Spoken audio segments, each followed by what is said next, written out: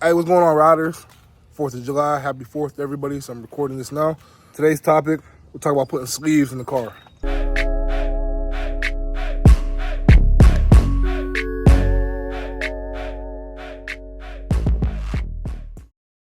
I have a Cadillac. It may be different on Impalas, G-bodies, all that.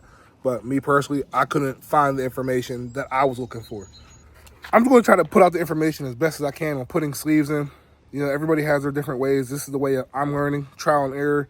There's not a actual in-depth video on how to put sleeves in your car. So I guess here I am making that video.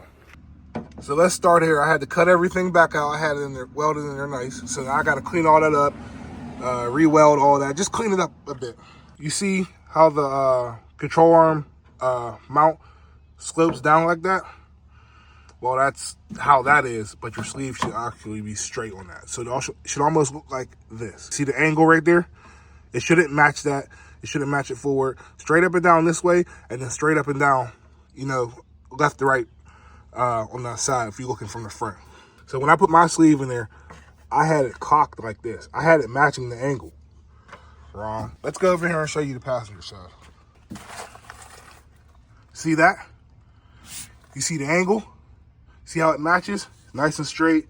Spring, nice and straight. So when you hit, every time, it's going to shoot down straight. It's not going to shoot at an angle. Now, driver's side was cocked, so when it hit, it was going to shoot at an angle, potentially shooting that spring out. Everybody's different. What might be level to you isn't level to me.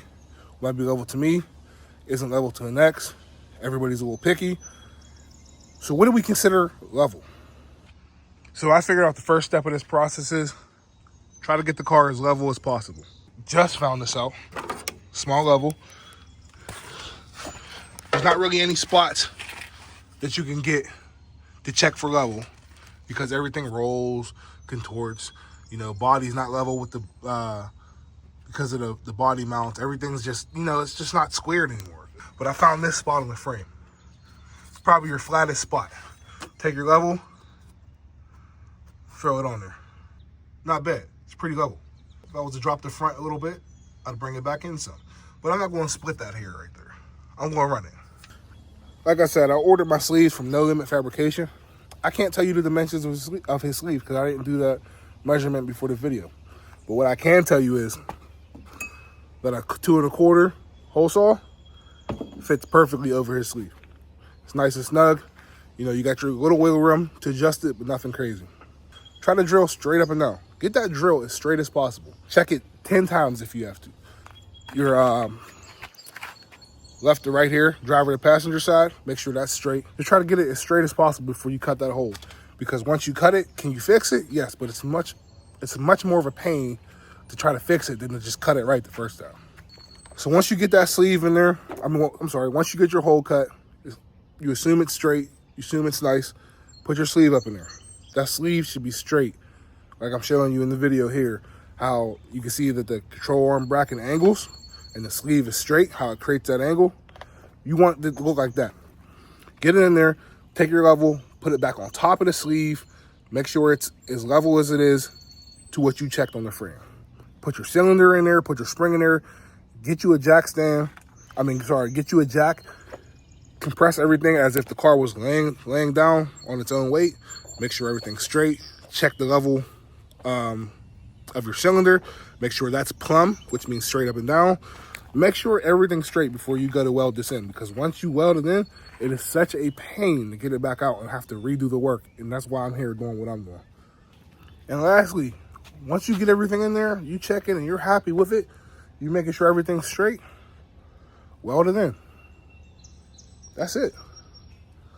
Like I said, there's not videos on how to put these in. A lot of people that's been in the game for years, when we ask questions, they say, well, I don't know what you mean. You just do it. You got to remember, some of us are overthinkers. Some of us don't have the tools. Some of us have never done this before. Don't just tell us oh, it's just easy. You just do it, because some of us don't learn that way. I'm just here to help. That's all I want to do. I want to see more cars out on the streets. I'm trying to keep low riding alive. I'm just trying to help as much as possible.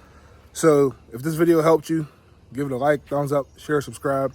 If you felt like I was giving misinformation or bad information, which I never want to do. Respectfully, just put it in the comments below so people can go through and read the comments, take what I'm saying, if anything is true, and then take what you're saying, put it together, and make their own thing.